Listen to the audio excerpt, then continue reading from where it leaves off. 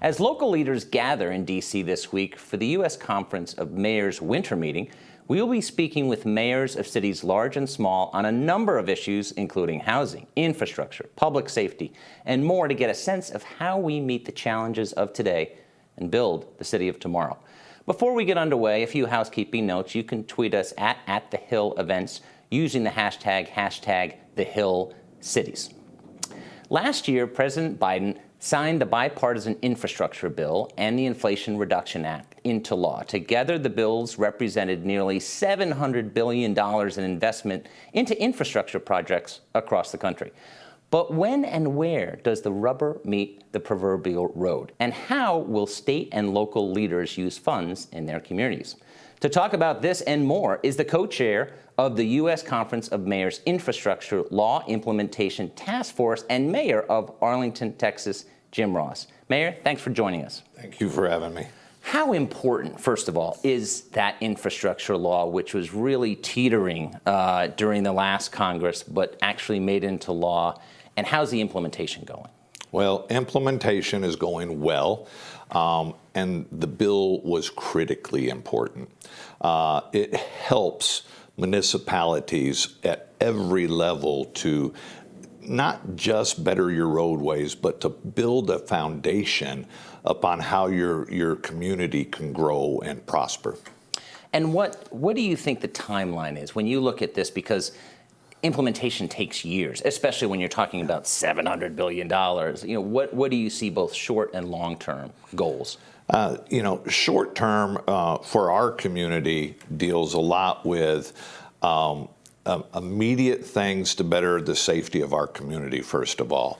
Police and fire, those are some of the things that we've been able to beef up on the short end, help and repair some of the highways and roadways that are in our community.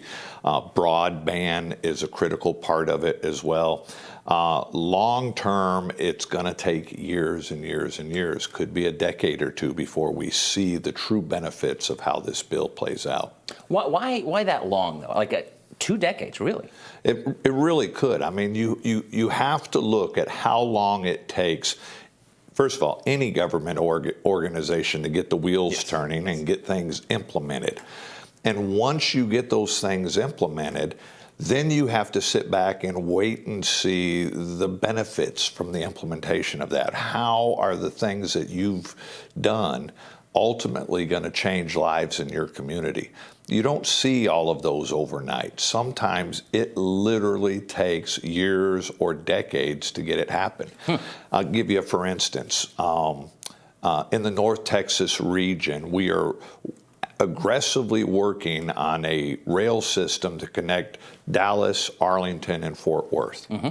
We are about to complete an environmental study that has been going on for years.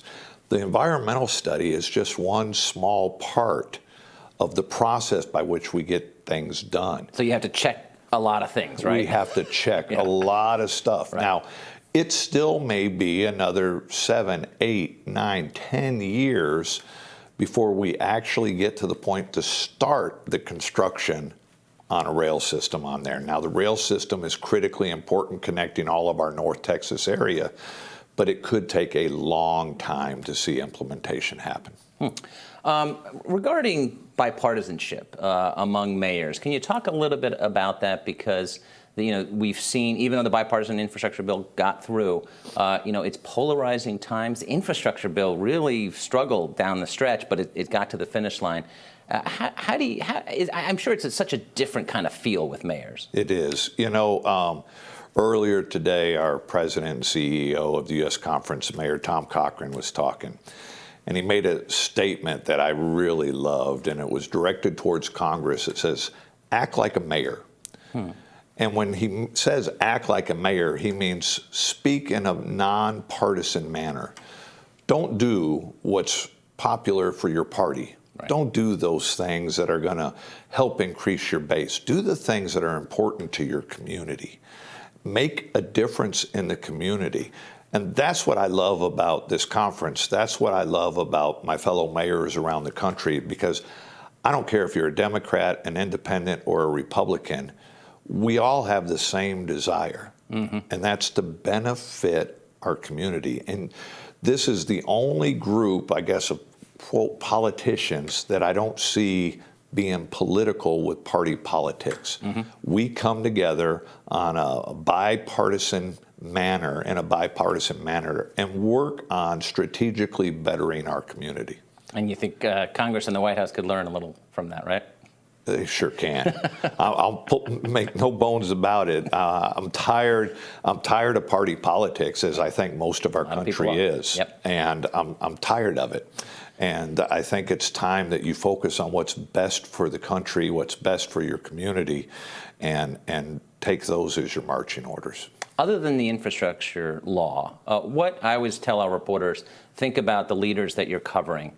What's on their desk? Other than infrastructure, what's on your desk? What are some issues that you're at the local level, I got to tackle this as a problem? One of the things that's critically important to me and my community is how we take care of those people who have taken care of us, and those are the veterans. I also co-chair the Veteran Affairs Task Force for the U.S. Conference of Mayors. And you serve, a former Marine. And I'm a former Marine. In Arlington, we are currently building the National Medal of Honor Museum to honor those men and women who have received the highest honor in all of the military. I was surprised to learn that we haven't had a national museum to represent them. But how you take care of those who have taken such good care of us is representative of what type of community you live in.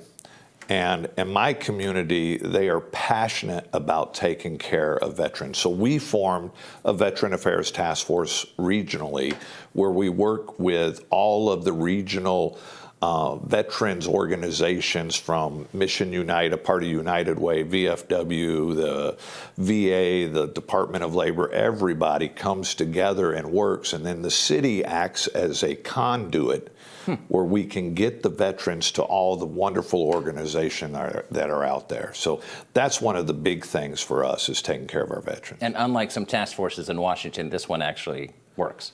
This one works well. And let me tell you that, and when we partner up with people like the Department of Labor and the Veterans Administration and the White House, we have good partners.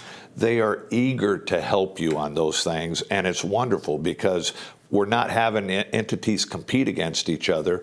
We're bringing them all together and saying, let us be that conduit for you. Let us help you help those people. And it's working great. We love it. What about COVID-19? Where are we? You mentioned mass transit. Obviously, that's very important for every city. Sure. Where are we now? How much did it impact your community? And where do we go from here? Yeah, so I've been mayor for about 2 years, so I came sort of on the tail end of the COVID-19 stuff.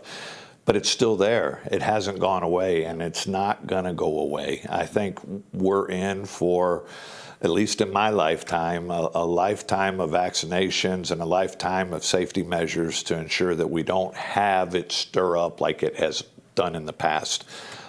It was devastating. It really was. I am a small business owner. I own a restaurant. My restaurant was shut down. I felt the impact. My employees felt the impact of it. And, we're blessed now that we've gotten back through this and we're prospering now. But we still have to recognize the importance of taking care of each other and respecting each other. We've allowed something as simple as being safe to be partisanship. And that's wrong. This isn't about party politics. Let's just take care of each other. And if we can take care of each other by protecting ourselves, by getting vaccinated, then do it. It's not about which party is right or wrong. Right. It's just about being decent to your neighbor.